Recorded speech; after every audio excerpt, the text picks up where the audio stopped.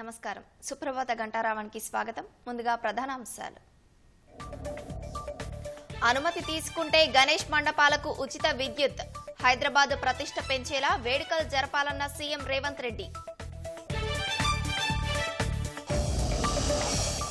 Devadula project వద్ద ఇవాళ మంత్రుల సమీక్ష.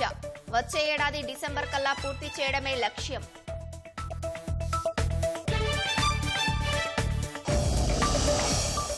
ఆధారాలు పరిశీలించిన తర్వాతే కూల్చివేతలకు ఉపక్రమించండి.